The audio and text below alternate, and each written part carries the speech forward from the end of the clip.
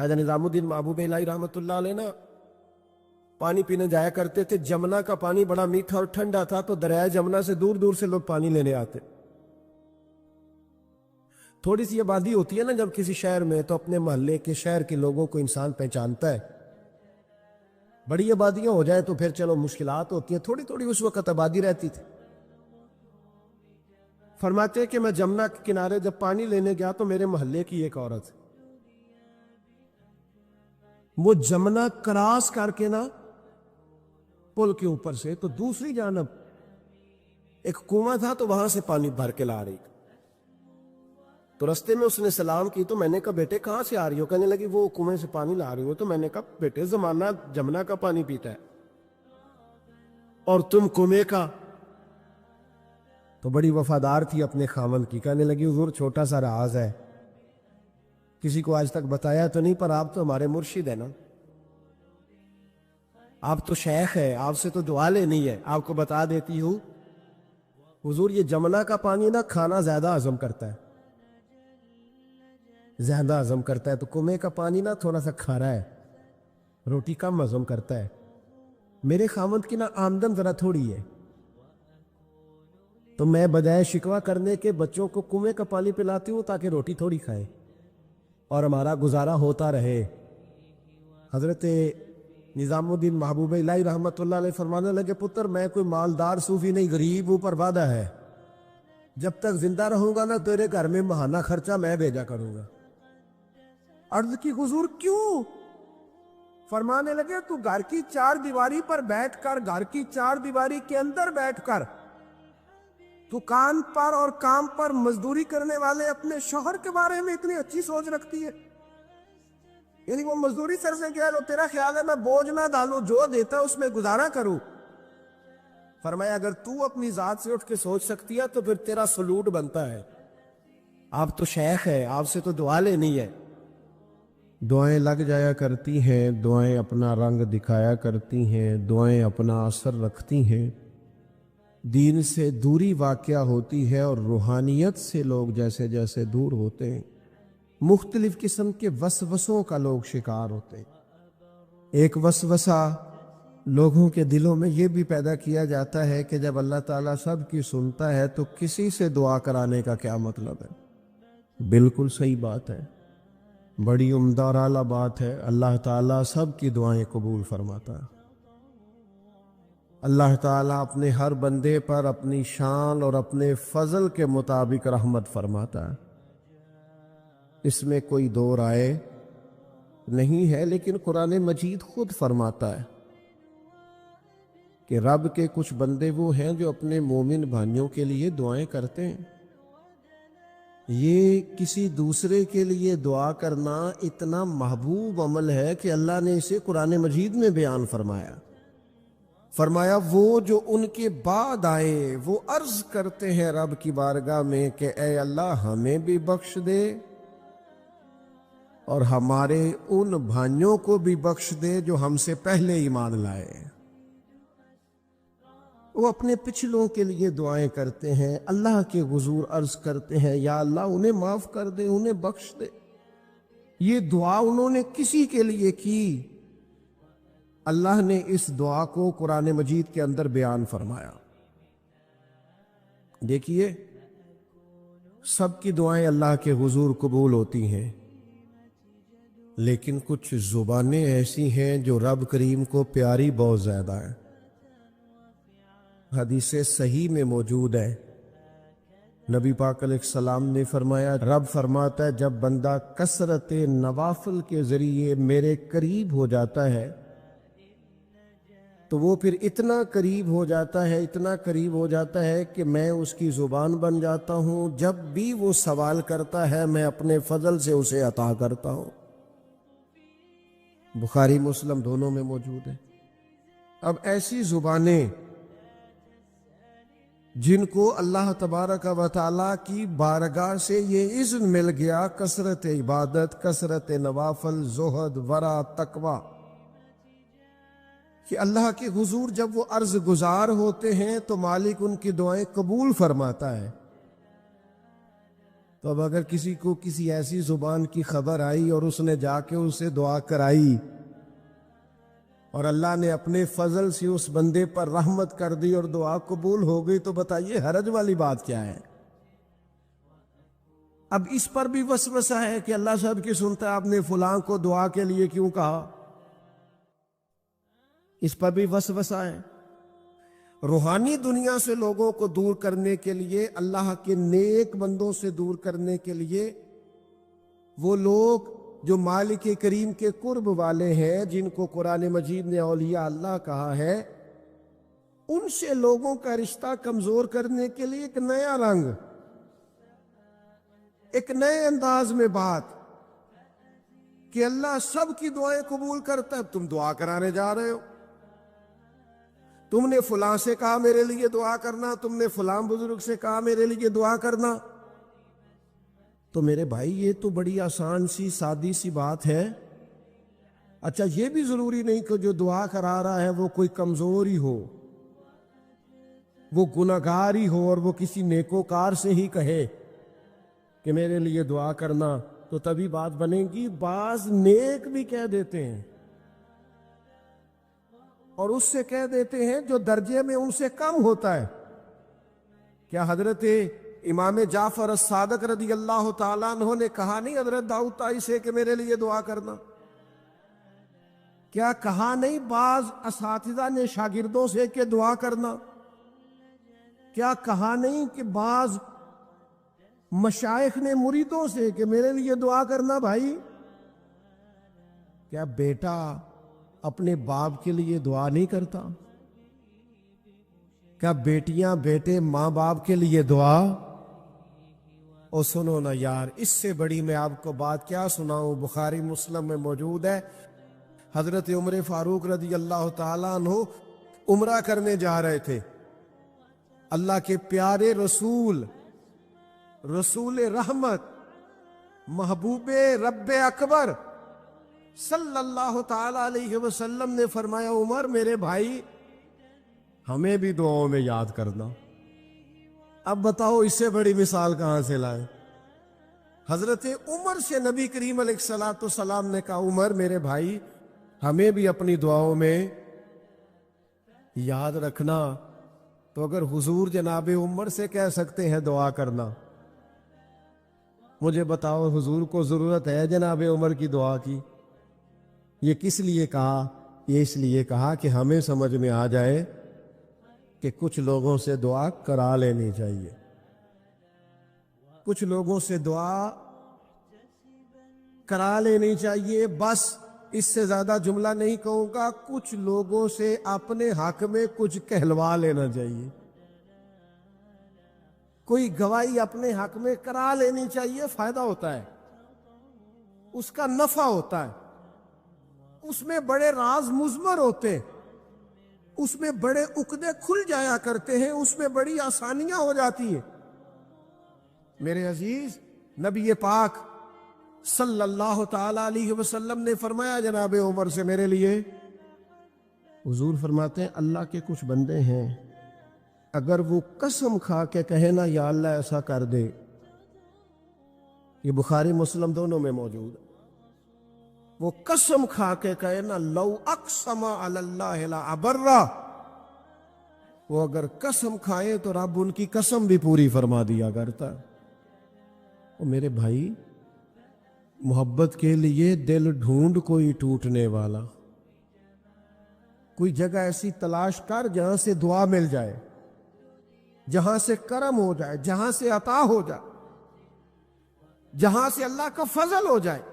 اور پھر ہمیں بھی چاہیے ہم دعائیں دیتے رہیں، ماں باپ کو چاہیے اولاد کو دعائیں دیتے رہیں، اساتذہ کو چاہیے شاگردوں کو دعائیں دیتے رہیں، مشائخ کو چاہیے عقیدت مندوں کو دعائیں دیتے رہیں، بہن بھائیوں کو چاہیے ایک دوسرے کو دعائیں۔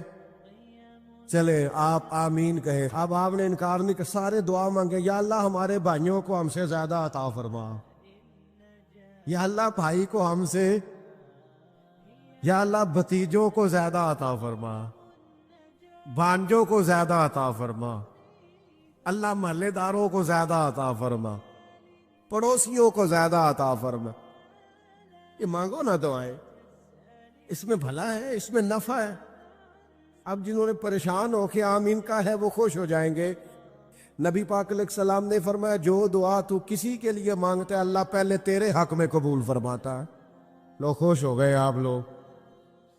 او بھائی دعا مانگیں کسی کے لیے، بد دعا نہیں کرنی.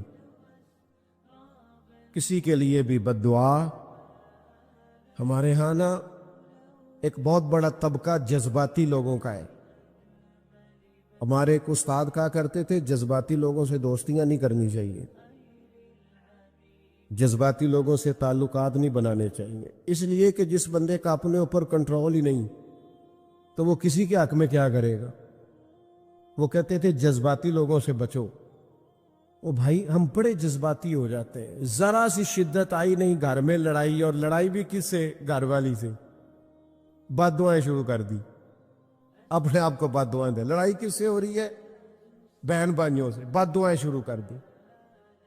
ماں باپ سے لڑائی ہوئی، بد دعا دے رہے، اور بڑی بڑی تلخ ہو کے، بڑی بڑی سخت ہو کے. او بھائی آپ کیوں ایسے جملے کہتے ہیں؟ کیوں سخت لفظ بولتے ہیں؟ صحیح مسلم میں حدیث ہے، نبی پاک علیہ السلام نے 3 چیزوں کا نام لے کے فرمایا نہ اپنے آپ کو بد دعا دینا، نہ اپنی اولاد کو بد دعا دینا، نہ اپنے مال کو بد دعا دینا. ایسا نہ ہو کہ جب تم وہ دعا کر رہے ہو تو وقت قبولیت کا ہو. کبھی بھی اپنی اولاد کو، اپنے آپ کو، اپنے اموال کو بد دعا نہ دو. کیوں ایسے جملے بولتے ہو؟ یعنی غصے اور جلال میں بھی جب اپنے بچے کے لیے بات کرو تو پیار والی بات کرو. غصے میں، جلال میں، جذباتیت میں بھی بہن بھائیوں کے لیے، گھر والوں کے لیے، اپنے لیے بات کرو تو محبت والی بولی بولو. کبھی بھی اپنے لفظوں کو سخت نہ کرے. ہمارے ہاں 1 منٹ لگتا ہے، لوگ کہتے ہیں اللہ کرے میں مر جاؤں، اللہ کرے میں تباہ ہو جاؤں، اللہ کرے میں. او بھائی تو ٹھہر جا. اللہ تعالیٰ نے زندگی تجھے اپنے فضل سے عطا فرمائی ہے. تجھے کیا مصیبت بن گئی ہے؟ تو کہاں سے نکلا ہے؟ تو کہاں پہنچ گیا ہے؟ تو کیسے کہتا ہے میں مر جاؤں؟ تو اپنی جان کا مالک ہی نہیں. تو مالک ہوتا تو اپنی مرضی کے خاندان میں پیدا ہوتا، اپنی مرضی کی تاریخ کو پیدا ہوتا، اپنی مرضی کے ملک میں پیدا ہوتا. تو اپنی جان کا مالک ہی نہیں. مالک تو وہ ہے جس نے اپنی مرضی کی جگہ پہ پیدا کیا ہے، اپنی مرضی کا وقت دیا ہے.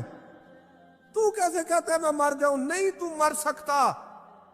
اپنی مرضی سے مرے گا تو خودکشی حرام ہے، اور رب رسول کے راستے میں مرے گا تو شہادت کی موت نصیب ہوگی،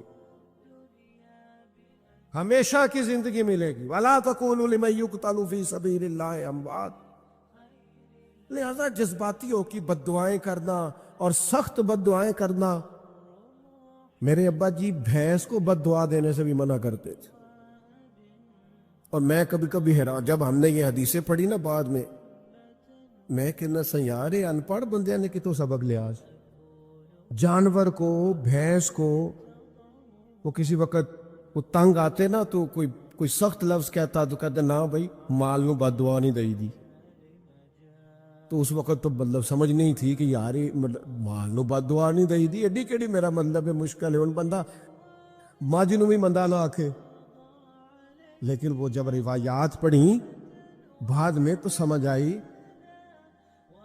کہ کچھ علوم کتابوں میں ہیں، اور چونکہ مسلمان سینہ بسینہ آ رہے ہیں تو کچھ تربیتیں ایسی ہیں جو لفظوں میں تو نہیں، لیکن بڑے بوڑھوں نے جو سنا سیکھا ہے وہ اپنے پلے سے باندھا ہوا ہے. انہوں نے اپنی گرہ سے اچھی طریقے سے کر کے باندھا ہے. پر دعا نہیں، آپ دعا کریں، آپ اچھے لفظوں میں. اور کوئی بندہ مل جائے نا، میں ویسے میں نے کئی دفعہ کہا ہے، پھر کہتا ہوں، آج کل نا کوئی میرے جیسے بندے کو چلو اونچی کرسی پہ بیٹھتا ہے، نماز پڑھاتا ہے، پگڑی باندھتا ہے، تو کوئی بندہ نیک سمجھ ملے تو دعا نہیں کراتا، فوٹو ہی لیتا ہے. پہلے لوگ دور سے آتے تھے تو آ کے کہتے تھے دعا کرانے آئے. اب وہ کہتے ہیں بڑی دور سے چل کے آیا ہوں جی، بڑی مہربانی. تو کہتے ایک فوٹو مل جائے گی. اللہ کے بندے، ہم دعا دے رہے ہیں تو فوٹو لے رہا ہے. پھر ایک اور گل اج کل بڑی عام ہے, وہ کہندے جی ذرا یادگیری رہندی ہے. تو میں کہ غوث پاک دی تے کوئی فوٹو نہیں, سانو تے ہر ویلے یاد رہندے نے, کوئی فوٹو نہیں, ہمیں تو کبھی نہیں بھولے. خواجہ اجمیر کی کوئی فوٹو نہیں, ہماری نس نس میں آباد ہے. امام اعظم ابو حنیفہ کی کوئی فوٹو نہیں, لیکن ہم تو حنفی ہیں, ان کا نام لے لے کے جیتے ہیں. میرے حضرت صاحب کے ساتھ کوئی فوٹو نہیں, جرت ہی نہیں تھی, اتنے قابل ہی نہیں تھے کہ ساتھ کھڑے ہو سکتے. وہ میرے گھر کبھی نہیں آئے, اور میں سمجھتا تھا گھر اس قابل بھی نہیں کہ اتنی بڑی ذات کو میں کہوں کہ تو میں کو جیتے دل بر سونا. اور کتنا سونا, او سونا تے رج کے سونا, تے سونا جویں سویرا, میں کو جاتے رج کے کو جاتے کو جا جویں ہنیرا. کبھی اتنی ضرورت ہی نہیں کی. اتنی طاقت کے ساتھ کھڑے ہو کے کہیں کہ میں تیرے برابر ہوں, تو فوٹو بنا, اتنی ضرورت کبھی ہوئی نہیں. ان کیا کریں, دور بدلا, حالات بدلے, زمانہ بدلا, طور طریقے بدلے. وہ کبھی لوگ مشائخ کے پاس دعائیں لینے جاتے تھے, کہتے تھے ہم آئے ہیں کوئی دعا کر دے. وقت بدل گیا, 30 سیکنڈ کی ویڈیو رہ گئی. او خدا کے بندو, تھوڑا سا روحانی زندگی کی طرف آؤ, روحانی زندگی کی طرف. او بھائی دعائیں کرائیں, اپنے لیے گواہیاں پکی کریں, اپنی والدہ سے, اپنے والد سے, اپنے دادا سے, اپنے نانا سے, اپنی نانی سے, اپنی دادی سے, اپنے بہن بھائیوں سے, اپنے دوستوں سے, اپنے مرشد سے, اپنے استاد سے دعا کراؤ. ان سے کہو ایک دفعہ میرے لیے ہاتھ اٹھا دے اللہ کی بارگاہ میں. میں صحیح روایت پیش کرتا ہوں, میرے نبی کریم نے فرمایا تھا عمر فاروق سے, سیدنا عمر سے, قطعی جنتی عمر جن کا حضور جنت میں محل دیکھ کے آئے. نبی کریم نے فرمایا تھا عمر, لوگ حج کرنے آئیں گے, جہاد کے لیے آئیں گے, اگر یمن والے لوگ آئے اور تجھے ان میں سے میرا اویس کرنی مل گیا تو عمر اس سے اپنے لیے دعا کرا لینا. عمر اویس سے دعا کرا لینا, اسے کہنا تیرے لیے دعا کر دے. حضرت فاروق اعظم ڈھونڈتے رہے, ملاقات ہوئی سیدنا اویس کرنی سے, کہا دعا کر دے یار میرے لیے. وہ ڈھونڈو, کوئی بیٹھا ہوا مجھے دور دعا دیتا ہے, میں ڈوبتا ہوں پر سمندر اچھال دیتا ہے. او بھائی اپنے حق میں دعائیں, التجائیں اللہ کے حضور. کچھ لوگوں کی عرض, میں آپ سے عرض کروں, کچھ لوگوں کو دعا لگ جاتی ہے. آپ کو جو آدمی بڑا چمکتا دمکتا اجلا نظر آئے نا, اس کا کبھی ماضی ٹٹولو گے نا, تو کبھی کوئی اس کے گھر سے روٹی کھا گیا تو فقیر اور اس نے ذوق سے کھلائی تھی. کبھی پیچھے سے ٹٹولو گے تو کوئی روٹی کھا کے دعا کر گیا تھا. کوئی چند گھڑیاں دروازے پہ رہا تھا, اس نے نیکی کی تھی, دعا کر گیا تھا. کبھی ٹٹولو گے, ڈھونڈو گے تو بیمار ماں نے کسی کو دعا دی تھی کہ پتر اللہ تیرے اوپر فضل کرے. کسی کے بوڑھے باپ بیمار نے دعا دی تھی اللہ تجھے کسی کا محتاج نہ کرے. کسی نے دعا دی تھی, وہ دعا ہے جو اس کے دائیں بائیں آگے پیچھے چلتی ہے. حضرت مولا علی شیر خدا رضی اللہ تعالیٰ عنہ گرمیوں میں بھی موٹے کپڑے پہن کے پھرتے تھے. لوگوں نے کہا حضور سخت گرمی اور پھر آپ تو بڑے دلیر آدمی, جوان اور گرمیوں میں بھی موٹے کپڑے.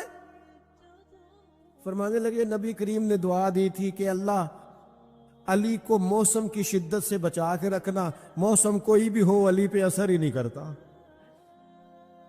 شیر خدا پہ اثر ہی نہیں ہوتا, موٹے پہن لوں پتلے پہن لوں, اللہ میرے جسم کو موسم کی شدت سے محفوظ رکھتا ہے. اپنے لیے دعائیں سمیٹ چکروں میں نہ پڑے, وہ جی سب کی اللہ سنتا ہے, کس نے کہا نہیں سنتا.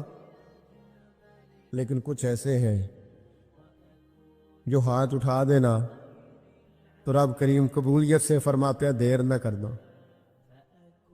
ذرا جلدی جانا، قبولیت سے اللہ کہتا ہے۔ کچھ ایسے ہیں جو ہاتھ اٹھا دینا ہاتھ، تو اللہ تعالیٰ مرحوم خورشید گیلانی سے اللہ تعالیٰ ان پر فضل کرے، کچھ تھوڑا ربط رہا۔ انہوں نے نا ایک جملہ اپنی والدہ کے لیے کہا تھا، کہنے لگے میری اماں ان پڑھ تھی، اپلے تھاپتی تھی، اور ان کا آنچل دوپٹہ بھی کئی دفعہ میلا رہتا تھا،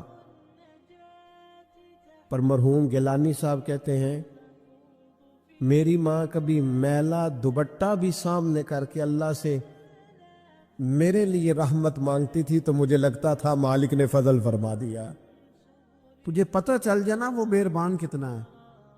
وہ ایک بزرگ تھے تو ان سے کسی نے کہہ دیا کہ اگر آپ کا حساب آپ کے ماں باپ کے ذمہ ہو جائے تو پھر کیسا، پوچھنے کے لیے قیامت میں اگر ماں باپ حساب لیں تو پھر کیسا۔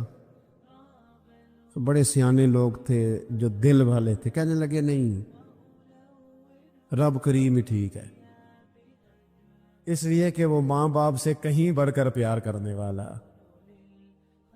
اگر یہ معرفت مل جائے وہ کریم کتنا ہے، اور جب بندہ پوری طرح اس کی بارگاہ میں آ کے تڑپ جاتا ہے نا، مولا میں جاؤں کدھر، تیرا دروازہ چھوڑ کے جاؤں کدھر۔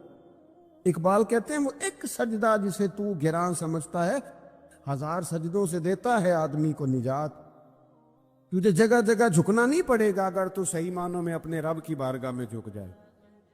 میرے دوست گر پتہ چل جائے وہ کریم کتنا ہے، وہ مہربان کتنا ہے۔ میرے رسول پاک علیہ الصلوۃ والسلام نے تو فرمایا تیری آنکھ سے اگر اس کے خوف سے اتنا آنسو بھی نکل گیا جتنا مچھر کا پر ہوتا ہے، تو جس طرح بھینس کے تھنوں سے نکلا ہوا دودھ واپس تھنوں میں نہیں نہ جاتا، جو اتنا بھی روئے نہ روئے اللہ کے خوف سے، وہ بندہ دوزخ میں نہیں جائے گا۔ تھوڑی دیر کے لیے ڈر جائے اپنے رب سے، آئے تو صحیح۔ عدم معرفت غفلت پیدا کرتی ہے، تو آ تو صحیح، وہ تو کریم ہی بڑا ہے، وہ تو مہربان ہی بڑا ہے۔ حضرت زنیرہ رضی اللہ تعالی عنہ حضور کی صحابیاں ہیں۔ ایام جو مکے کے تھے مسلمانوں پر بڑی آزمائش کے تھے، انہیں بڑا مارا کفار نے، اتنا مارا کہ ان کی بینائی چلی گئی، نظر آنا بند ہو گیا۔ کافروں کی عورتوں نے تانا دیا کہ تو نے ہمارے بت چھوڑے ہیں نا، تو دیکھنا تیری بینائی چلی گئی۔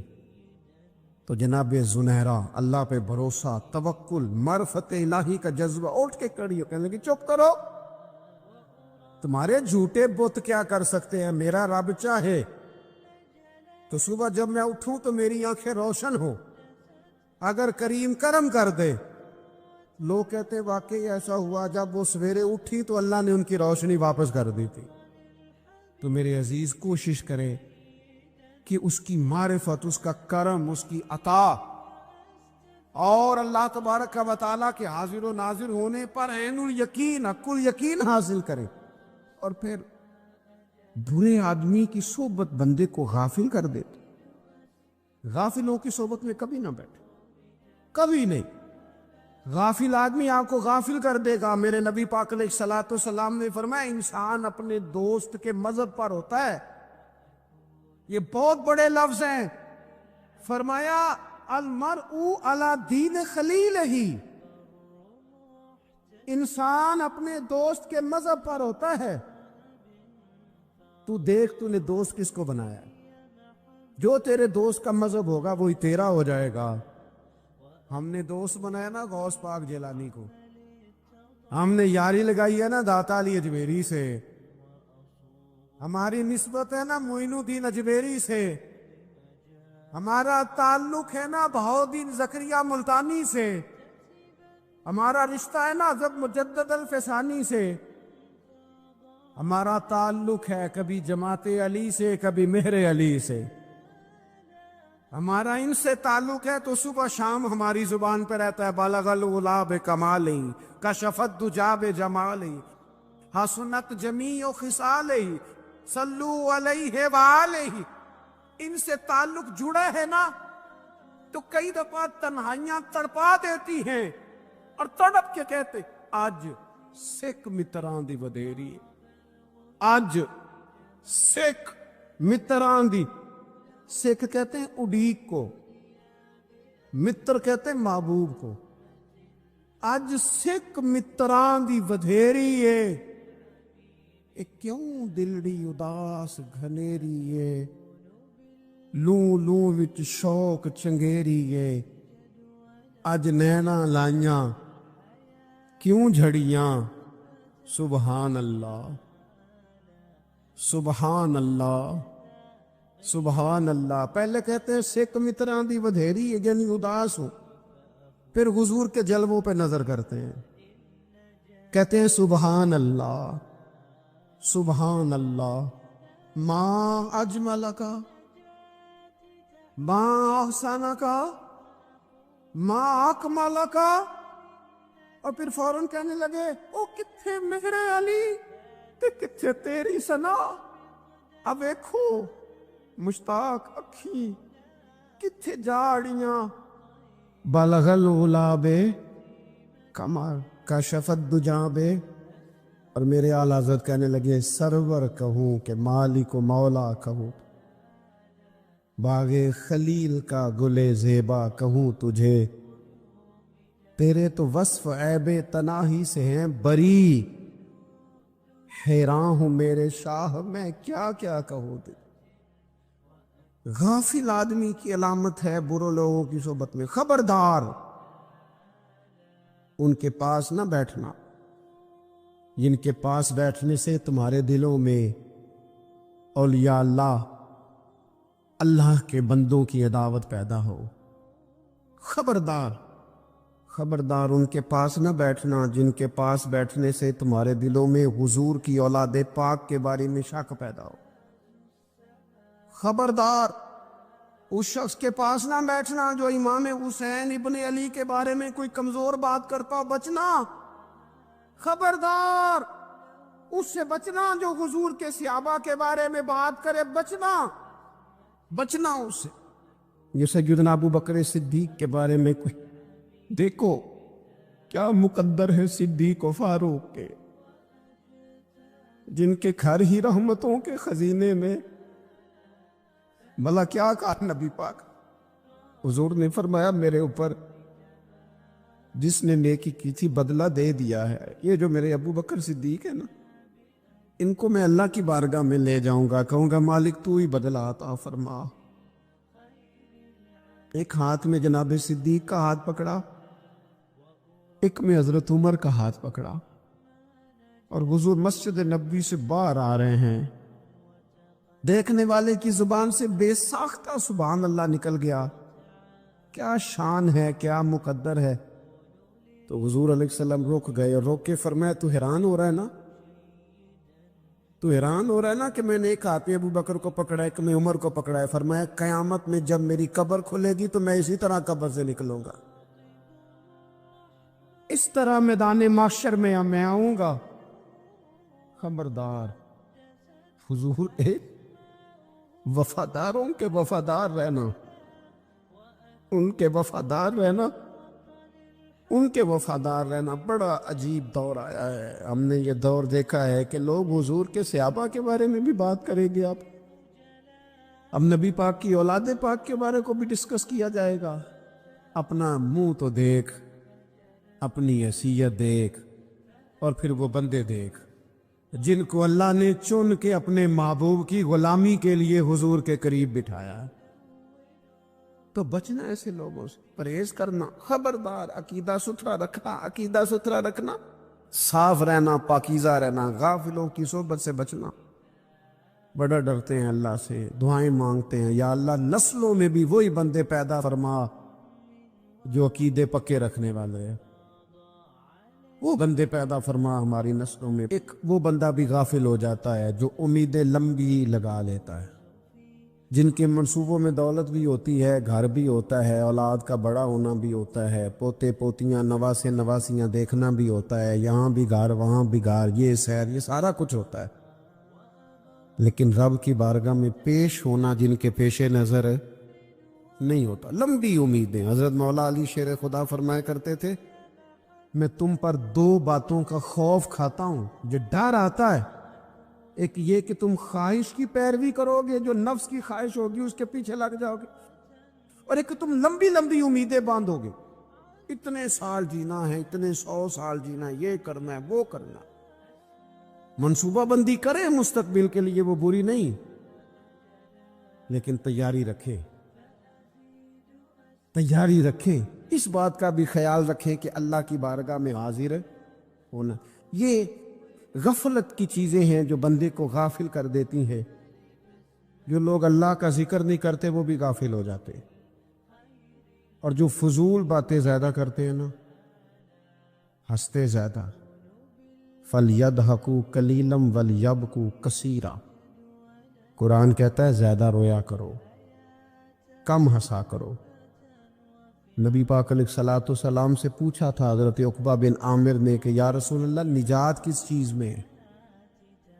تو نبی پاک علیہ الصلوۃ والسلام نے فرمایا ایک تو اپنی زبان قابو میں رکھو، دوسرا فرمایا اپنے گھر میں ٹھہرے رہو، تمہارا گھر تمہارے لیے کافی ہو، فضول نہ نکلو گھر سے، اور تیسرا فرمایا اپنی خطاؤں پہ رویا کرو۔ کثرت کلام اور فضول کلام اور بلا وجہ یہ بندے کو غافل کرتا ہے، دل کو سخت کرتا ہے۔ یہ چند چیزیں ہیں جو انسان کو غفلت میں ڈالتی۔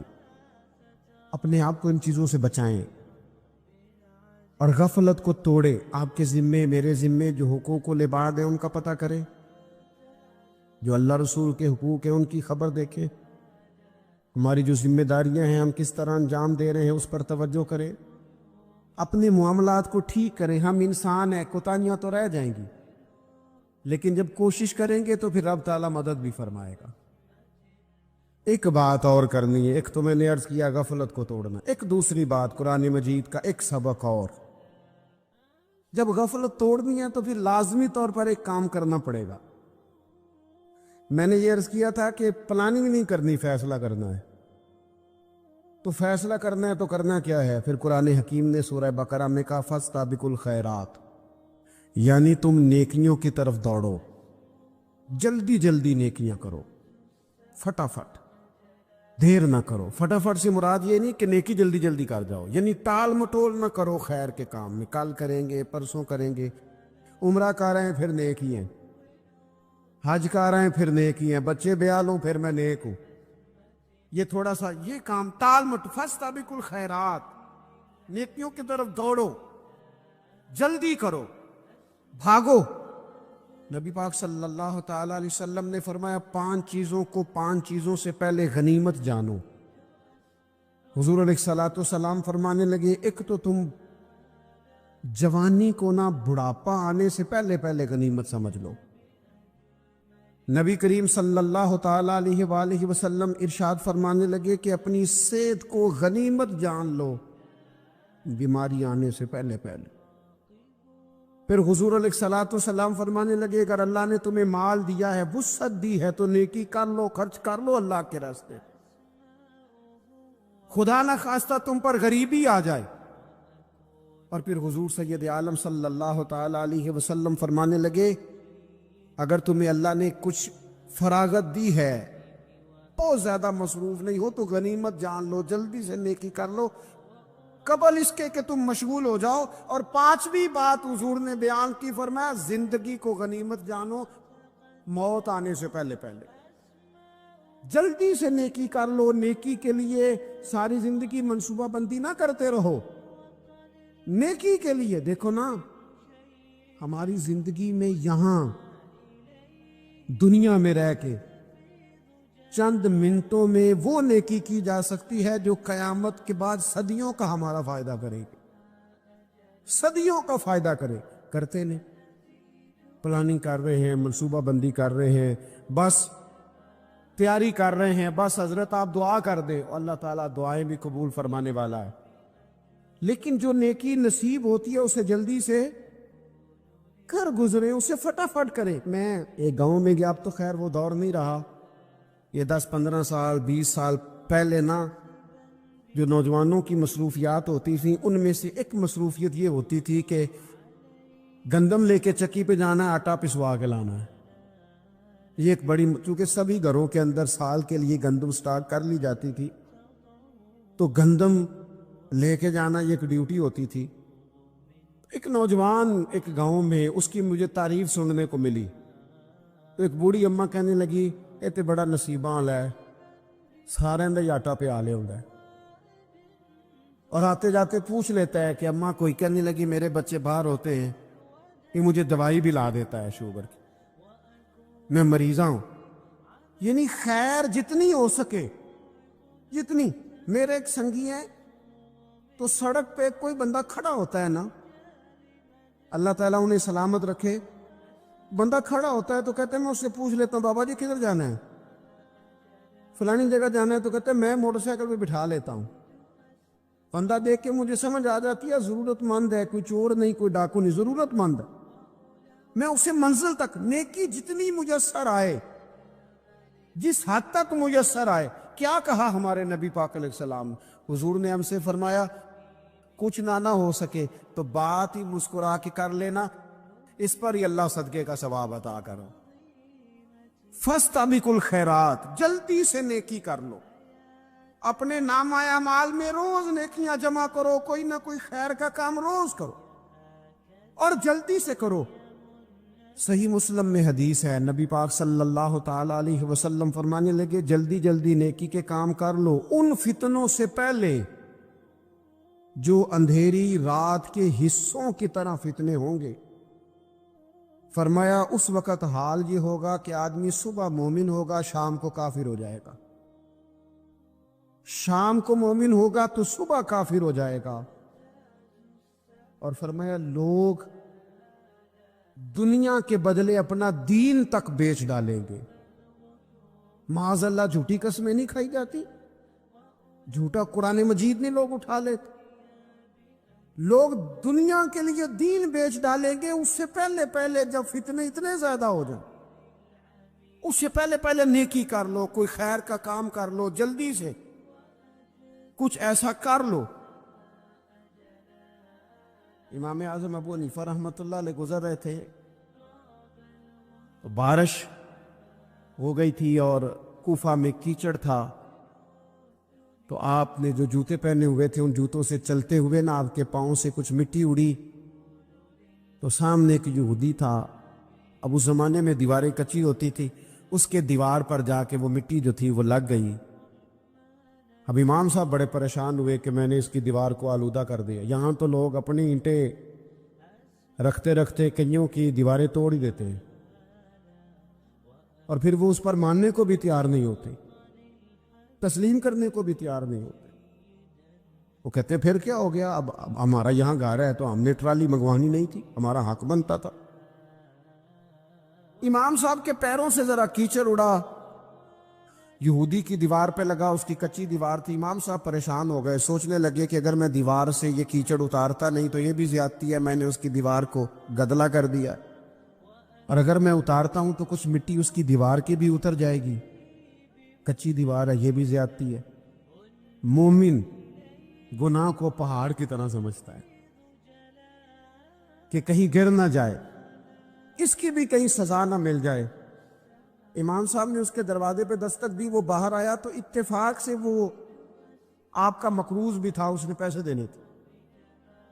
باہر نکلتے ہی کہنے لگا اوہ آپ تو قرض لینے آ گئے، میرے پاس تو ابھی گنجائش نہیں ادا کرنے کی۔ تو امام صاحب کہنے لگے تو قرض چھوڑ، وہ میں نے معاف کیا، میرے سے غلطی ہو گئی ہے۔ میں آ رہا تھا، لکڑی کے جوتے اس زمانے میں کھڑاؤں لوگوں نے پہنے ہوتے تھے، کہا وہ میرے پیروں سے ذرا کیچڑ اڑا ہے، تیری دیوار پہ لگ گیا ہے۔ اب میں بڑی دیر سے کھڑا سوچ رہا ہوں کہ اگر میں تیری دیوار صاف نہ کروں تو میں نے یہ میلی کر دی، گدلی کر دی، یہ بھی بات درست نہیں ہے، زیادتی، اور اگر میں اسے صاف کرتا ہوں کچی دیوار سے کچھ مٹی اتر جائے گی تو یہ بھی زیادتی ہے۔ اب تو بتا میں کیا کروں؟ تو بے موسمہ پھل تھا نا یہ، تو بے موسمہ پھل دیکھ کے بندہ حیران ہو جاتا ہے. جو باتیں روٹین میں نہ ہو رہی ہوں وہ ذرا انوکھی لگتی ہے، بندہ حیران ہو گیا، غور سے امام صاحب کا چہرہ دیکھنے لگا، غور سے چہرہ دیکھنے لگا. ابھی تھوڑی دیر سوچنے کے بعد کہنے لگا حضور پہلے میں نے دین اسلام کے بارے میں پڑھا اور سنا تھا، آج میں نے دین دیکھا ہے.